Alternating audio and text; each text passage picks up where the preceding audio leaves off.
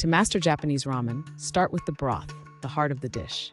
A rich tonkotsu broth, made by simmering pork bones for 12 to 18 hours with aromatics like ginger, garlic, and green onions, creates a creamy, collagen-rich texture and deep flavor. For a lighter option, try a chicken-based shoyu broth, enhanced with kombu, or dried shiitake mushrooms for extra umami. Keep the broth at a gentle simmer to avoid cloudiness, and stir occasionally to release the flavors evenly. Introduced to Japan from China in the late 19th century, ramen evolved into a Japanese staple with regional varieties like Hokkaido's Miso ramen, featuring corn and butter, or Kyushu's creamy tonkotsu ramen. Fresh ramen noodles made with kansui for a chewy texture should be cooked for 2 to 3 minutes, rinsed under cold water to halt cooking, and optionally tossed in sesame oil to prevent sticking and add flavor.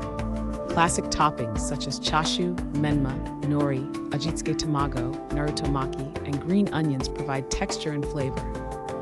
Regional flair can include bean sprouts, pickled ginger, black garlic oil, or a drizzle of chili paste. Warm the serving bowl by rinsing it with hot water to maintain the ramen's temperature.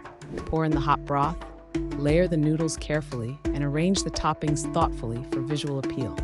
Adjust the broth's saltiness to your taste, and finish with sesame seeds, chili oil, scallions, or a sprinkle of togarashi for added depth.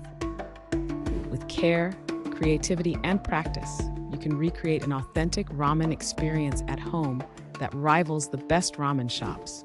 Ramen no meiri o tanoshimo itadakimasu.